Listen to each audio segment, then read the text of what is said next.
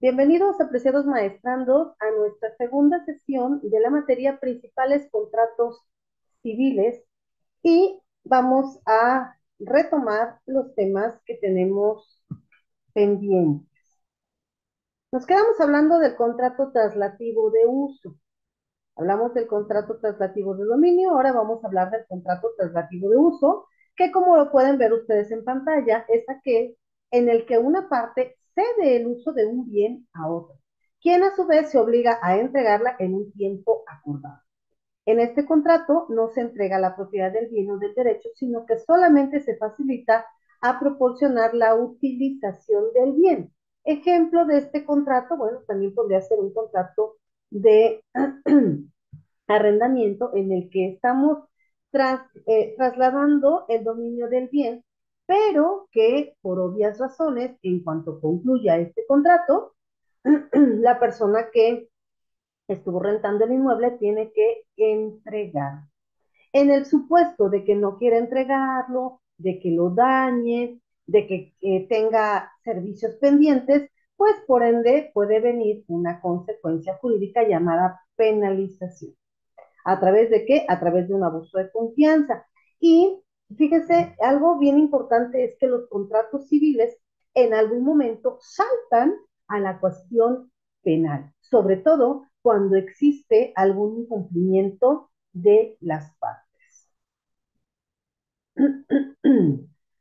Y aquí hablamos de manera ya un poco más eficaz en cuanto a los traslativos de uso. También los podemos encontrar con traslativos de disfrute o traslativos de uso y disfrute. Yo por eso les comparto esta imagen, el arrendamiento de cosas, el subarriendo, bueno, obviamente, si nosotros dentro de el contrato de arrendamiento ponemos una cláusula de penalización y que puede llegar a traer como consecuencia el hecho de que pueda rescindirse el contrato derivado de un subarriendo, debemos de señalarlo en alguna de las cláusulas. Se me ocurre que puede ser una cláusula especial o una cláusula de rescisión, que el término del subarriendo está totalmente prohibido y como consecuencia puede derivar en esta ruptura del contrato. El censo enfitéutico, la servidumbre, el comodato, el precario, el mutuo y el censo consignativo. Es decir, todas estas figuras, todos estos contratos en algún momento son traslativos de uso y disfrute. Quisiera tocar el tema de la servidumbre. Sabemos perfectamente que nuestras calles, nuestras banquetas, son una servidumbre de paz. Y por lo tanto, todo mundo puede ocupar nuestra banqueta. No sé si en el estado donde ustedes se encuentren, de pronto encuentran portones que le dan la forma al cofre del coche o a la cajuela del coche a manera de ocupar, de que entre mi carro y pues no me importa si Juan e Imelda no pueden pasar, que se bajen de mi banqueta. ¿Eso estará permitido? ¿Qué piensan? Vamos a interactuar en la sesión. ¿Qué piensan? ¿Están de acuerdo con ello?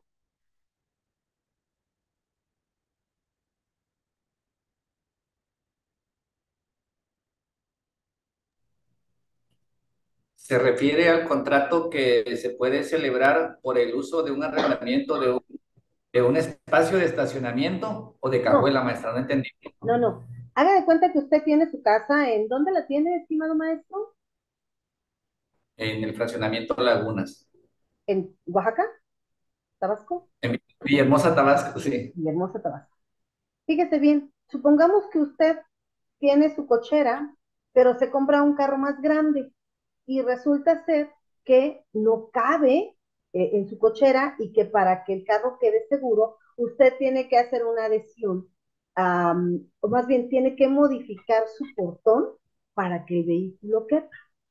Y usted lo hace, pero de esa forma embaraza, afecta la banqueta. Y Imelda y su servidora necesitamos pasar por ahí, pero cada vez que vamos a pasar por su casa nos tenemos que bajar de la banqueta. Cuando sabemos que el paso de servidumbre no puede ser afectado y aún así lo afectamos. O ponemos esta línea roja o amarilla o no estacionarse cuando ni siquiera tiene garage. Y si te estacionas, al rato sales y las llantas ponchadas, el carro rayado, y dices, bueno, pero es que no hay como tal un, una notificación o un aviso de que no puede estacionar. Pues es mi casa, ¿no? Es mi casa. Entonces, yo les decía, ¿qué piensan? ¿Lo han visto? Porque aquí en San Cristóbal, sí, de pronto he pasado por algunas cocheras y el carro literal, o sea, el portón le hicieron la forma del vehículo y ni modos. Los vecinos que se bajen, las personas que tengan que utilizar ese espacio se tienen que bajar. Por eso les decía, ¿lo han visto? Sí lo hemos visto con maestra y pues en mi caso yo considero que es ilegal el uso de la vía pública.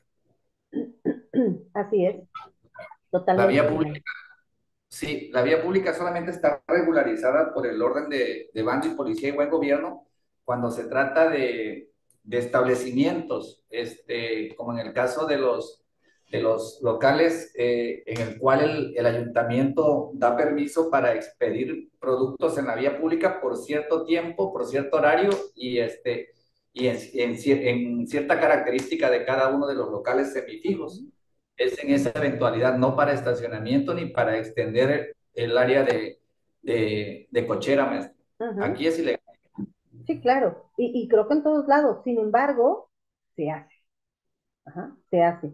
Eh, o poner botes.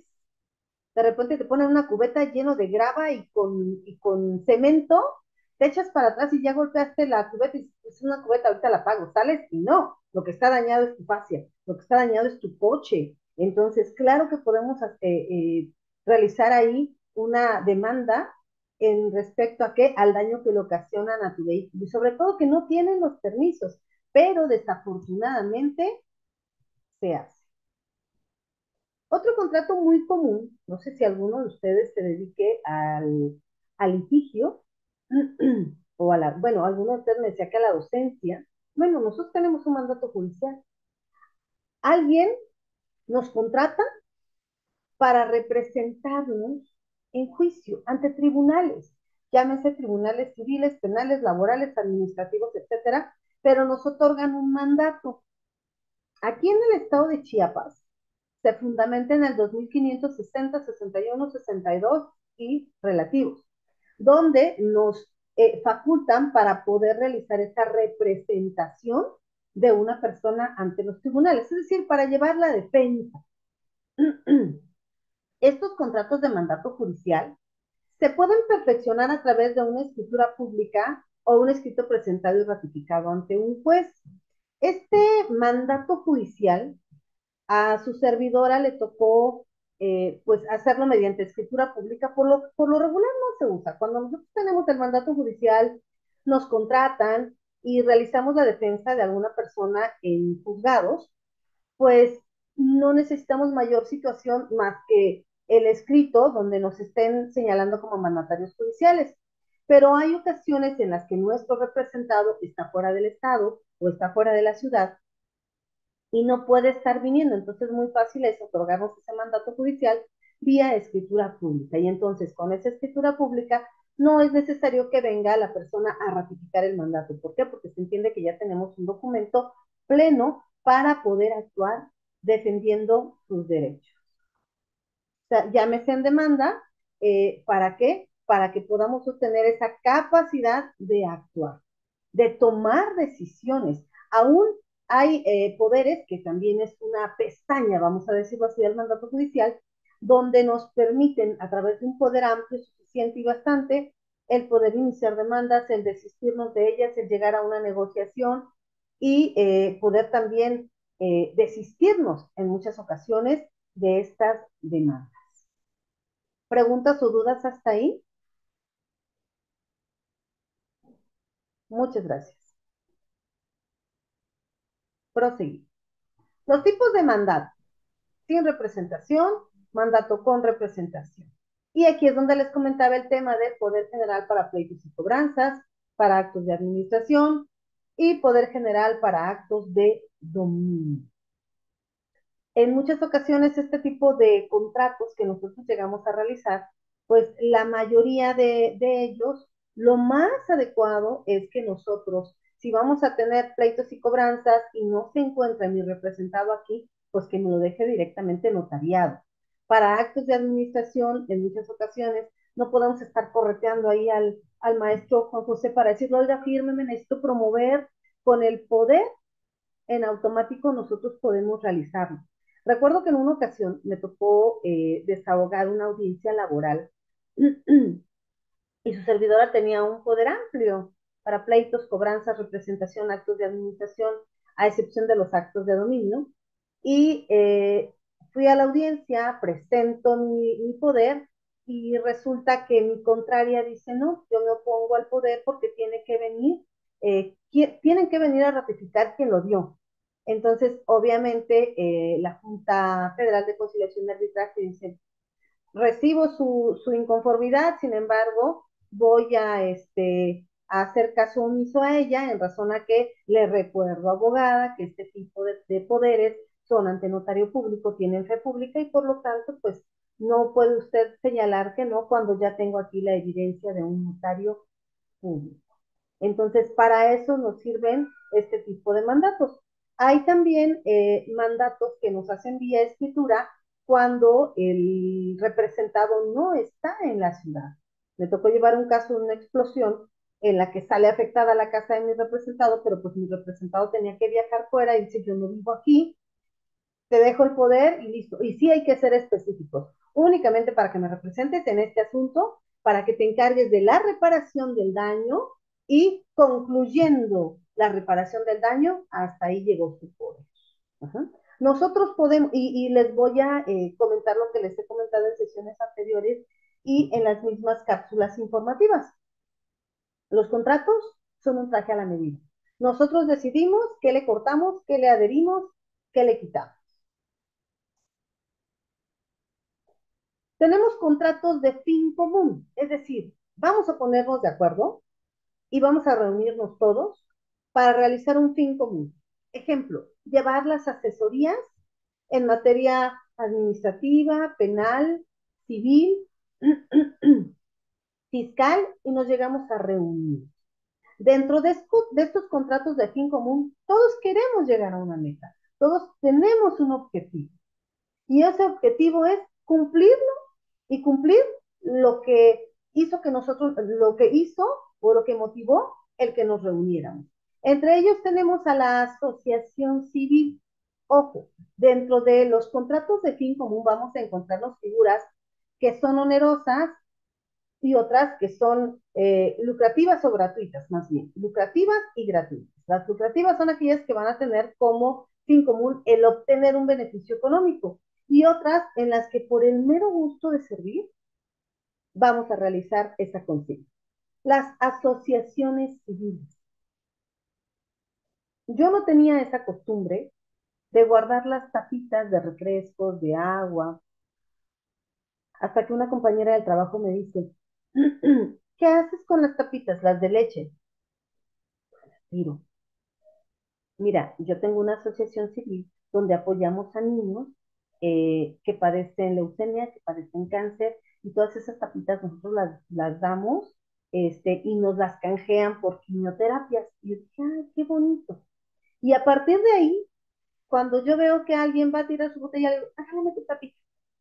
Voy juntando las tapitas y se las entregamos a esta compañera, porque bueno, ella gana algo. No, ella lo hace por el fin de servir, de apoyar y únicamente de aperturar puertas para personas más necesitadas. Las asociaciones civiles no son exclusivas de determinado grupo de personas. Vemos a diversos artistas que cuentan con una asociación civil y que pues destinan parte de sus ganancias para el apoyo y para el beneficio de determinados grupos que necesitan este recurso económico para poder solventar algún detalle. Las sociedades civiles que estas tienen dentro de algunos puntos el hecho de también ayudar, pero la mayoría, tanto asociación civil como sociedad civil, llegan a fondearse de dádivas, de apoyos, en muchas ocasiones nacionales y extranjeras. Y las sociedades de parcería obviamente cuentan también con integrantes que todos van a trabajar para un fin común. ¿Y cuál es ese fin común? El que ustedes quieran. Para que pueda surgir este tipo de asociaciones o de sociedades, debemos recurrir también ante un notario público para realizar nuestra acta constitutiva, inscribirla debidamente en el registro público de la propiedad, en el cual especifiquemos el tiempo por el que nos vamos a reunir, el nombre que le vamos a poner a esta sociedad, los socios que las vamos a integrar, cuál va a ser la aportación que nosotros vamos a llegar a realizar como socios. ¿Ok? Dentro de los contratos nos encontramos también a los contratos aleatorios. Estos contratos aleatorios también son muy conocidos de una manera común como los contratos de suerte. Se parte de un hecho incierto, extendiéndose para ambos en un factor de riesgo no predeterminado y cuyo esclarecimiento se producirá solo con posterioridad. Por ejemplo, la compra de un billete de lotería, donde se ignora cuál es el resultado. Nosotros estamos yendo a comprar ese beneficio con la esperanza, ¿verdad?, de obtener un apoyo económico. Los contratos de aleatorios son muy conocidos en materia de la suerte, llámense rifas, pero uno de los más conocidos es el tema de la lotería, porque además está regulado por la ley y es permitido, es una actividad ilícita. Las rifas son contratos aleatorios simples, en los cuales nosotros vamos, compramos un boleto, no sabemos si vamos a ganar o vamos a perder. Hace poco una amiga me dice, ¿me compras un boleto para una rifa? Están vendiendo productos, me dio todas las características. Y dije, ok, está bien, te compro el boleto. Al final no gané nada, pero pues yo no tenía, vaya, tenía la esperanza de poder ganar algo, pero esto es un resultado a futuro, un resultado incierto. A esto referimos a los contratos aleatorios. Y en un sentido lato, el contrato de garantía es todo un negocio o un acto jurídico que asegure el cumplimiento de una obligación principal. Estamos hablando ahora de contratos de garantía, de contratos de prenda, y vamos a hablar directamente de este contrato de garantía que va a asegurar el cumplimiento de una obligación principal, la constitución de una seguridad personal o real creada a favor del acreedor, ya sea en forma bilateral o unilateral. Y como se observa, la materia cuadra dentro del ordenamiento del derecho privado, tratándose de un contenido contractual, concretamente de las seguridades de dicho ordenamiento que ofrece interés del acreedor. ¿Qué significa este contrato de garantía? Cuando nosotros hablamos de derechos reales y derechos personales, obviamente un derecho real va a ser asignado sobre un bien mueble. Y la mayoría de garantías que nosotros llegamos a dejar son bienes muebles que vamos y los dejamos y obviamente nos entregan a lo mejor un préstamo, un dinero con un interés que tenemos que estar cubriendo cada mes, cada 15 días, cada semana.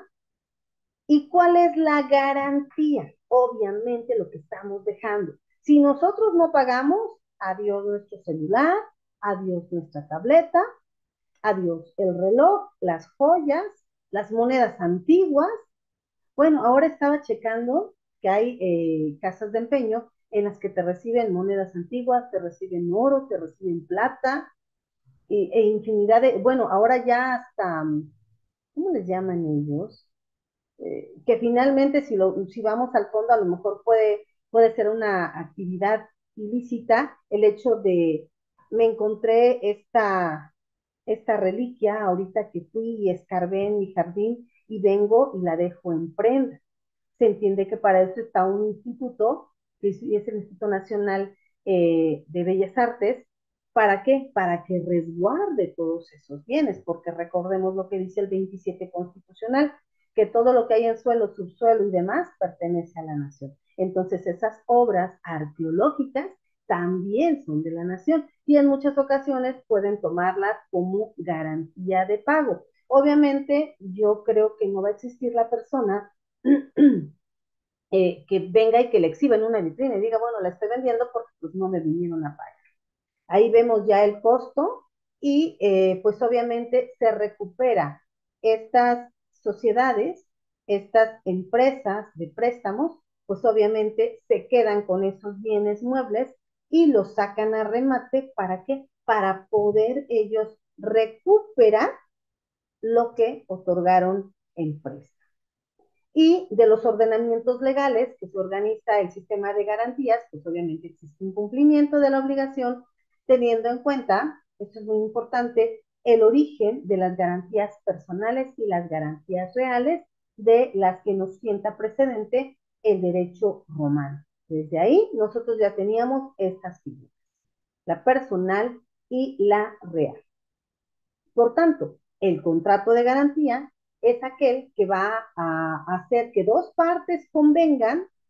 Obviamente va a haber interés de por medio. Yo te presto dinero y me gano un interés y tú me dejas como garantía algo que en un momento dado, pues lo voy a sacar a renta. Tenemos al deudor, al acreedor y al fiador o garante, que fuera de las figuras típicas señaladas puede ser un contrato accesorio, innominado o unilateral, que asegure por medio de un compromiso real, aunque implícito o eventual, el cumplimiento de una obligación contraída por el deudor de parte de una tercera persona obligada. Aquí ya estamos poniendo a una tercera persona obligada. Aquí hablamos de un fiador o garante, aquella persona que se va a encargar de responder por el pago en el supuesto de que nosotros no lo hagamos. No sé si han escuchado hablar, y esto se ha dado mucho para el tema de los fraudes, sobre todo cuando hablamos de un fiador o garante. Yo voy a sacar un préstamo y le digo al maestro Juan José Narváez Bautista, maestro, ¿podría usted ser mi fiador o mi garante? Es decir, ¿podrá usted avalar el préstamo? Y en el momento en el que yo no pueda pagar, que yo le aseguro que eso no va a pasar, yo sí lo voy a pagar, pero usted se va a encargar en un momento dado de cubrir la deuda. Obviamente no se lo explicamos de esa manera. Vamos y le pedimos el favor. ¿Y cuántos fraudes y cuántos conflictos y cuántos problemas y a cuántas personas no las vemos perder casas, coches y demás porque el deudor principal no pagó y entonces se endereza la acción contra el fiador o el garante? ¿Preguntas o dudas hasta ahí? Muchas gracias. La figura típica del contrato de garantía personal lo constituye la fianza, eso ya lo dijimos. Y como garantías reales están, ojo, de estos contratos vamos a hablar de la prenda, la hipoteca y la anticrest. La prenda, el ejemplo que yo les ponía hace un momento, que ha proliferado por toda la República, me atrevo a decir, las casas de empeño. Ahí vamos y prendamos. Y bueno, hay infinidad de ellas. La hipoteca no así, esta no opera para bienes muebles, esta aplica más para bienes inmuebles. Y creo que se los explicaron en una de las cápsulas informativas en las que nosotros vamos y dejamos como garantía de pago las escrituras de una propiedad. Llámese terreno, llámese casa, y es lo que dejamos en garantía. ¿Y qué es la anticresis? En el derecho civil y penal es una garantía en virtud de la cual el deudor entrega al acreedor una cosa por el pago de un crédito insoluto con los frutos naturales o civiles que la cosa produzca, restituyéndole una vez que se haya pagado la deuda. Esto es en figura de anticresis. Y aquí vemos un pequeño ejemplo que ya les había compartido sobre una hipoteca. Aquí vemos la propiedad y aquí vemos el dinero que por lo regular y casi siempre lo otorga el banco. Y en esta figura de aquí yo les pongo un bien mueble, que es un vehículo en el cual nos dan un dinero y queda entonces en prenda. Pero es bien importante que cuando nosotros tengamos esta necesidad de prendar algo, de que ustedes prenden en razón a un préstamo, es importante que se señale a través de un documento por qué a ustedes les está quedando el vehículo, por qué a ustedes les está quedando el documento, porque en muchas ocasiones al rato ya los están demandando por fraude, por robo, y el vehículo ya lo están esperando en el próximo retén o en el próximo operativo. Y bueno, Si no existe algún comentario en razón a que ya acotamos todos los términos, quisiera escuchar el último comentario de cada uno de ustedes para concluir nuestra sesión, porque relativamente ya nos hacían falta muy pequeños capítulos. Maestro Juan José, maestra Imelda. No tengo duda, yo ya realicé la actividad. Gracias. Muchísimas gracias. Maestro Juan José. No, ninguna pregunta, maestra. Solamente quería comentar si dentro de los contratos de fin común en asociación civil y sociedad civil, también se encuentran ahí contemplados los contratos que se hacen cuando se formula una sociedad cooperativa. Ya ve que inicialmente algunas compañías o empresas empezaron a formar sociedades cooperativas para efectos de tratar de evadir un poco lo del impuesto del seguro social y en cuanto a la seguridad social de los trabajadores, y lo empezaron a trabajar como outsourcing, ¿no? Empezaban a crear sociedades cooperativas en las cuales todos, en lugar de que hubieran empleados, eran como un grupo de personas que prestaban su servicio a una empresa, a una persona moral, y de esa manera evadían la responsabilidad de patrón-empleado, ¿no? Que normalmente se da. ¿Sí caben dentro de estas del contrato de fin común? Sí, sí cabría, porque finalmente hay una reunión en materia también de las sociedades cooperativas, pues prácticamente todos tienen un fin común. Eh, Se ha prestado para muchos fraudes, obviamente, todos nos reunimos, damos una aportación. Hace poco me tocó negociar un asunto en el que a un señor vienen y lo invitan y le dicen, oiga, ¿no quiere formar parte de nuestra sociedad? Vamos a tener pues un beneficio económico. Usted va a entrar con 300,000 pesos, 200,000 pesos, 100,000 pesos. Y ojo con ello, ¿eh? A mí me han invitado a varias, pero la verdad no me dan confianza. Digo, si en muchas ocasiones los bancos ya establecidos quiebran, pues ¿qué será una sociedad? Luego, ¿dónde los encuentras, no? Y el señor entrega los 300,000 pesos, pero cuando yo verifico el contrato, a todas luces era un contrato viciado, porque si se entiende que voy a tener ganancias y que soy un socio y que lo único que voy a hacer es darte dinero para que tú no trabajes, yo no tengo por qué pagar renta de local, yo no tengo que pagar luz, no tengo que pagar agua, no tengo que pagar internet, no tengo que pagar empleados, no tengo que pagar todo lo que se ocupa para una empresa, ¿no? Y me dice el señor, oye, es que a mí eso no me lo explicaron. A mí el que me metió en todo esto fue mi yerno ya falleció. Le digo, a ver, permítame el contrato. Y le digo, oiga, es que usted relativamente le regaló los 300,000 pesos. Aquí dice que usted va a pagar sueldos de empleados. Aquí dice que usted va a pagar luz. Aquí dice que usted va a pagar remodelaciones, rentas. Me dice, es que eso a mí no me lo explicaron. Yo nada más firmé el documento y lo leyó, pues sí lo leí, pero no decía eso. Como ella es una persona adulta, quizás sí lo decía, pero lo convencieron también que él entró. Ya en negociación, platicando con esta persona, eh, el dueño de la empresa, que finalmente dueños serían todos, ¿no? Porque todos están dando dinero. Pero pues no, ellos nada más eran socios y como tal les tocaba, el contrato la verdad estaba bastante, eh, pues bien redactado para él, ¿no? Porque él tenía los beneficios.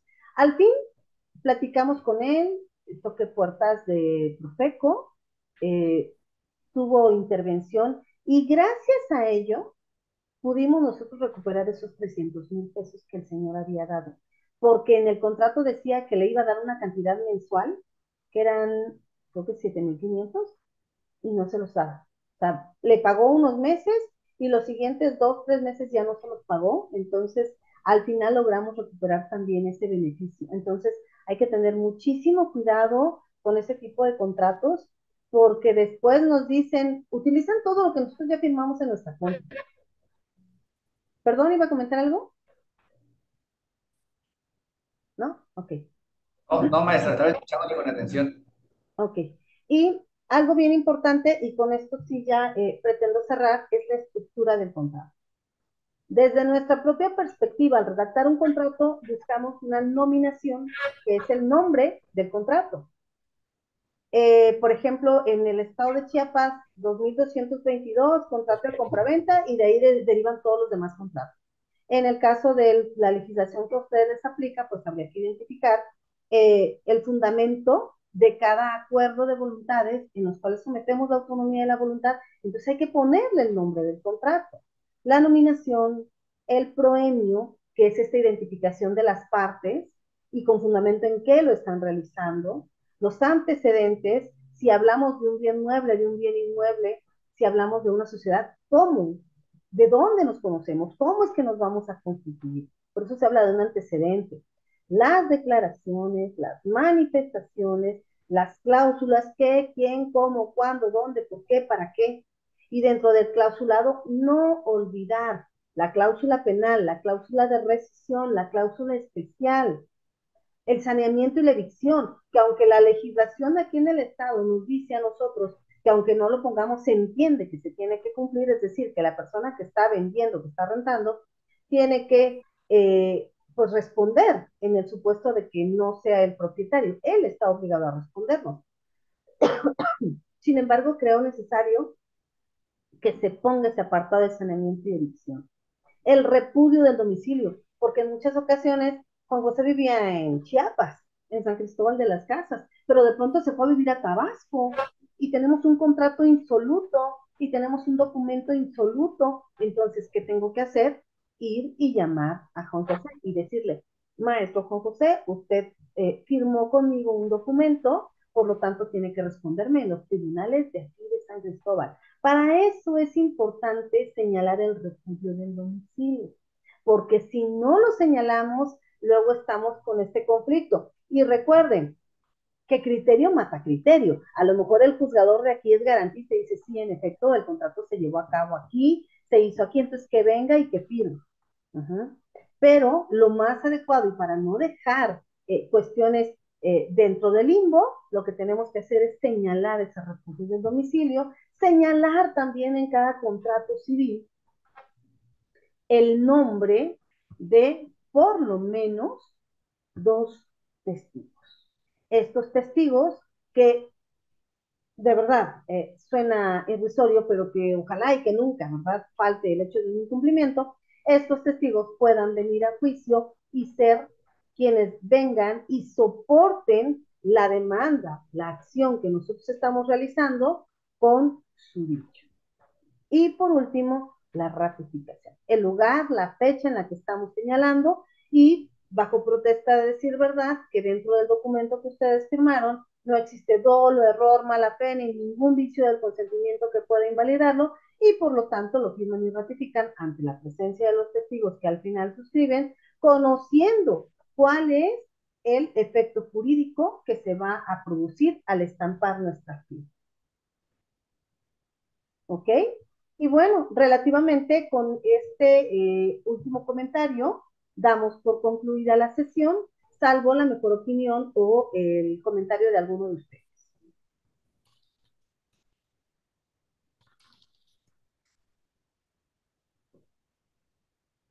A ver, ¿cómo está? Ok, pues agradezco mucho su atención y su tiempo. Gracias, maestra. Sigan disfrutando de su domingo y quedo a Gracias, su orden. maestro. Igual para usted. Cuídense mucho para que no nos llegue la ceniza del volcán. Igualmente. Hasta luego, muy buenas Sí. tardes. Hasta luego. Gracias. Adiós. Adiós.